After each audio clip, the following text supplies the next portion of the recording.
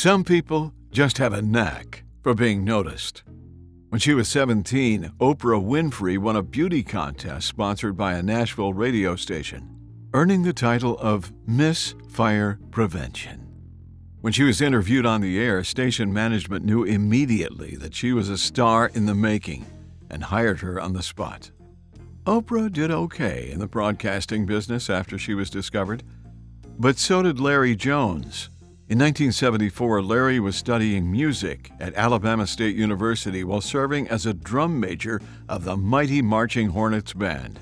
As fate would have it, Larry hosted a Founders Day celebration, and after the program, he was approached by a man in the audience who complimented Larry's performance. The man worked at a local radio station, and he asked Larry if he ever considered a career in broadcasting. Larry had not. Nevertheless, Larry auditioned for a weekend shift at WRMA in Montgomery, Alabama. He read copy for 3 spots, got the job, and he's been doing radio ever since. From Montgomery, he moved to Little Rock, Arkansas, and morning drive at KOKY after being recruited by the station's owner. Since then, it's been something of a blur. 12 markets and 18 stations. A career highlighted by the Billboard magazine Personality of the Year and a distinguished tenure of 30-plus years at Houston's KMJQ, Magic 102.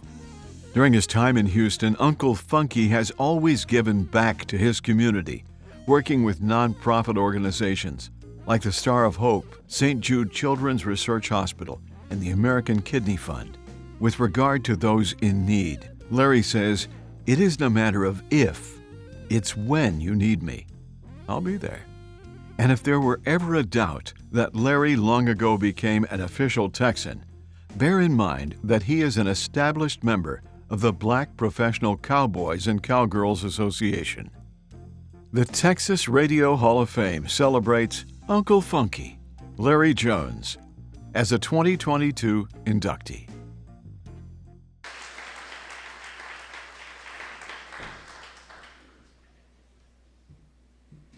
Hi.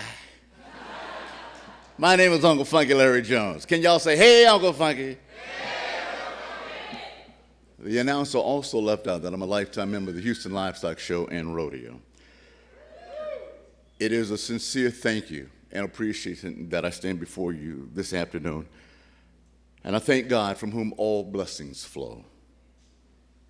If you feel a cold breeze or flash of light within milliseconds, that'll be Mama Rose, who transitioned 10 years ago, and my Uncle Bertram, who told me, as I was about to come back to be a super senior at Bama State as a drum major, he said, "Boy, there's no such thing as a professional drum major. You got a little bitty job at that little bitty radio station. I suggest you go back to work and go on about your life." That transitioned into 1976 to where I moved to Little Rock, Arkansas, and this is where the family comes into play. I want to say thank you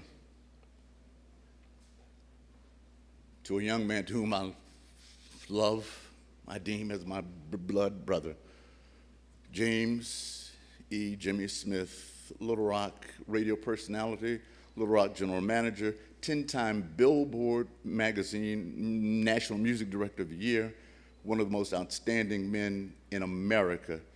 Jimmy Smith, thank you for being here today.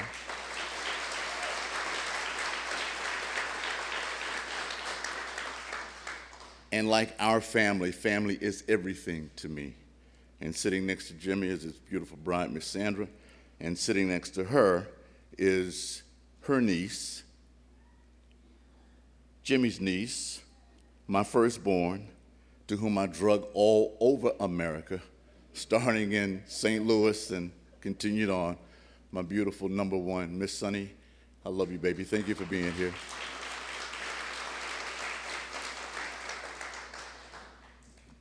Next to Sunny is her husband, David. Thank you for being such the guy that you are. I appreciate you.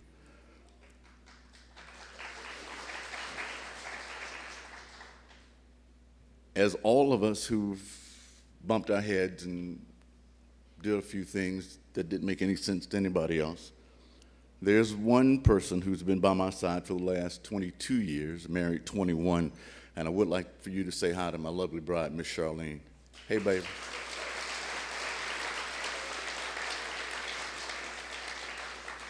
Next to Charlene is my announcer on the afternoon ride, Miss Arbery. Hey, baby. Next to Arbery is Mama Tay. Hey, Tay Tay. And next to Taylor is my brother, Mark Fisher, who taught me how to read for a living. And I appreciate you. I come with a sense of gratitude, thankfulness, and sincere thank you, Josh, Rowdy, us. We have some stories that I cannot tell on this stage, but they are beautiful, I promise you. Doug Harris, do an outstanding job with this, sir, and thank you very much. And this facility is absolutely bonkers. If you don't, please, you gotta look at the radio room. You'll find your life over there. Doug wanted me to go through the entire 11-city, 18 radio station run, and I'm like, dude, nah. Hanging out in Houston was enough. After Syndicated Morning Show came in and asked us to step back for a minute, we found Cumulus, and Cumulus was good to us for a minute, and Cumulus said, well, we don't know. And I ran over across the street, knocked on the door, and I ran into Miss Maxine Todd, who I'd had a relationship with in Memphis, and she said, yeah, if you want to be the first black man to ever do smooth jazz in the city of Houston at CBS, come on up, we'll take you. But I really wasn't trying to do smooth jazz at CBS. I was really trying to get across the hall so I could hang out at KILT, because I wanted to be the overnight guy, Lonesome Larry, and the Overnight Road Show. It's really, Rowdy will tell you that. I was banging on that door every day, but it didn't happen. But Maxine was a beautiful soul to me. And then the same people who, well, it's been a love-hate relationship, so it's no, but they asked me to come back to Radio 1 in 2006 to co-host the Yolanda Adams syndicated morning show on gospel, and I did that, and after that, they said, well, why don't you graduate and move on? And when I graduated, I didn't really know what I wanted to do, and Mr. Fisher was our